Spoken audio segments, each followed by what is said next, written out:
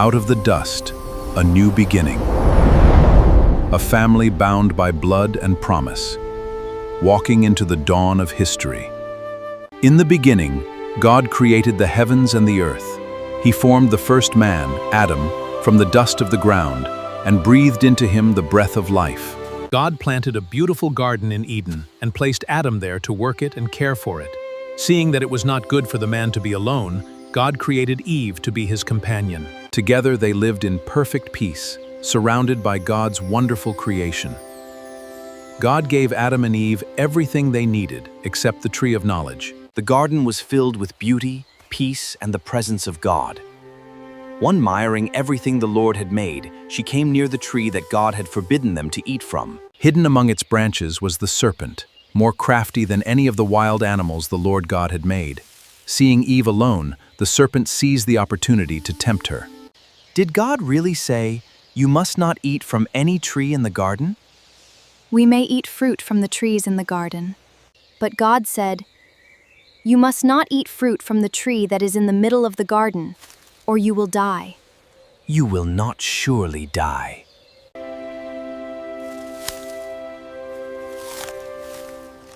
Take some. The moment they disobeyed God, everything changed. Their innocence was gone. Shame and fear filled their hearts. Adam, where are you? I heard your voice in the garden, and I was afraid, so I hid. In the cool of the day, the Lord confronted Adam and Eve about their disobedience. They confessed what they had done, and the Lord declared the consequences of sin. The serpent was cursed. Hardship entered human life, and the ground would now produce thorns and thistles. From that day forward, Adam would labor by the sweat of his brow, and death became the destiny of all humanity. He provided clothing for Adam and Eve before sending them out of the Garden of Eden. Cherubim, together with a flaming sword flashing in every direction, were placed at the entrance to guard the way to the tree of life. Outside Eden's gates, the story of Cain and Abel was about to unfold. The beginning of human race after Adam and Eve. After Adam and Eve were driven out of the Garden of Eden because of their disobedience, life became very different. The ground became difficult to cultivate, pain entered the world, and humanity began a new life outside the garden. Yet even after judgment, God did not abandon them. Adam knew his wife Eve, and she gave birth to their first son. She named him Cain. I have gotten a man with the help of the Lord.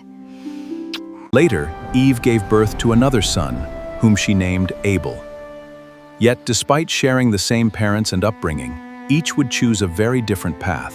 As they grew older, Cain became a farmer, working the ground. Abel became a shepherd, caring for his flock. Each faithfully carried out his daily work. When the time came to worship the Lord, each brother brought an offering. Cain brought some of the fruits of the ground. Abel brought the firstborn of his flock, the very best he had. The Lord looked with favor upon Abel and his offering. But upon Cain and his offering, he did not look with favor. Cain became deeply troubled. Instead of examining his own heart, Cain allowed jealousy to grow within him. His face fell. His heart became hardened. Why are you angry? Why has your face fallen? Sin is crouching at the door. Its desire is for you, but you must rule over it. Before Cain sinned, God lovingly warned him and gave him the opportunity to choose what was right. Come, let's go out into the field. There in the field, a tragic event took place. Cain turned against his brother Abel, bringing the devastating consequences of sin into the world. Where is Abel, your brother? I do not know. Am I my brother's keeper? What have you done? The voice of your brother's blood cries out, "You shall be a fugitive and a wanderer on the earth." This judgment is more than I can bear. I will be driven from this land and become a wanderer. I fear what lies ahead. No.